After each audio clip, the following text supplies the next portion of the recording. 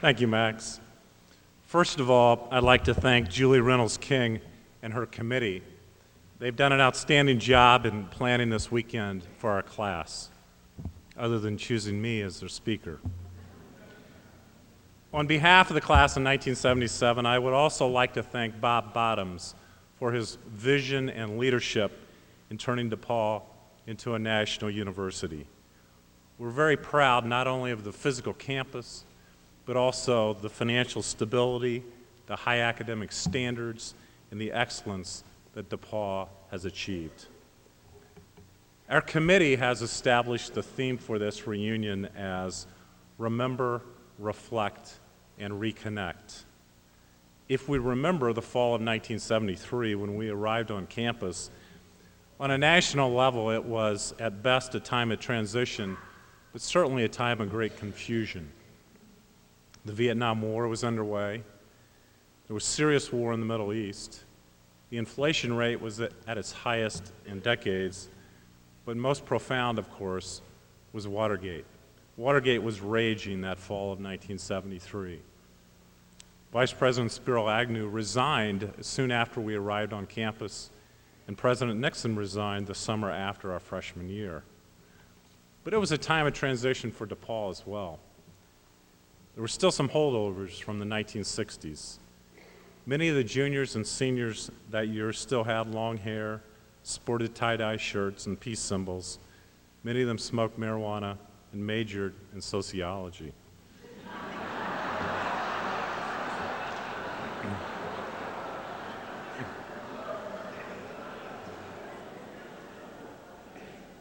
By the time we were seniors in 1977, the incoming freshmen had short hair, wore topsiders and Izod shirts, drank beer, and majored in economics.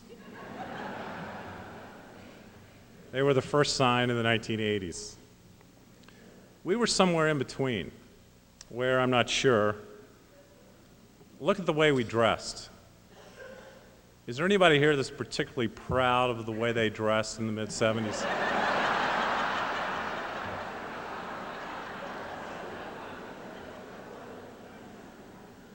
Let's look at the music.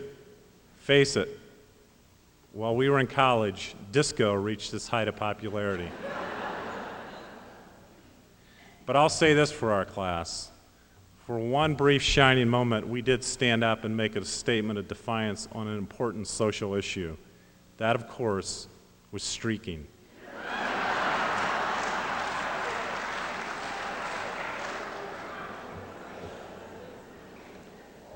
Despite the transition and the confusion, DePauw was an incredibly positive experience.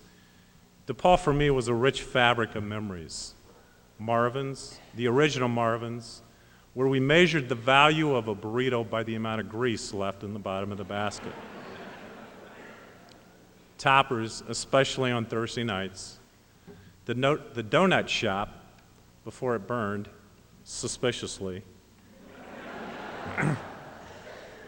Little 5 weekends, winter term, the band marching through campus before football games, music performances in Meharry Hall, the beauty of the campus in the fall and the spring, the East College Bell, but most importantly, the friendships that in many cases have lasted a lifetime.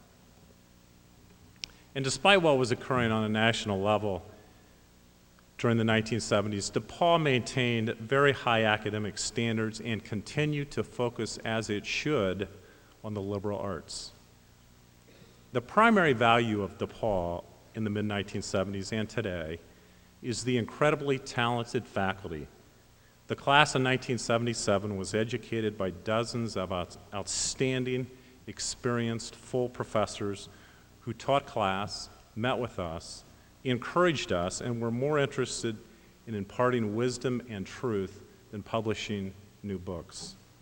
Professors like Eigenbrot, Newton, Gustafson, Bergman, Gilmer, Kavanaugh, Nelson, yes, Dirty Freddie, Gray, Warren, Pankratz, Dudley, Gammon, Mays, Sedlak, Rafat, Calvert, Kirkpatrick, Adams, and dozens of others. At the beginning of my senior year, I had just returned from studying second semester of my junior year in Germany. And as I was registering for class for senior year, I saw Professor John Boffman. And I had taken 2 history classes from Professor Boffman during my freshman and sophomore years. And so I went up to him at registration and I said something that I thought was fairly innocuous. I said, "Thank you, Professor Boffman. Your classes on European history made me appreciate my trip to Europe much more than I otherwise would have." And he stopped and he looked at me in a way that made me realize that I had touched him deeply. And he took my arm and he took me over to a group of colleagues and he asked me to repeat my simple comments.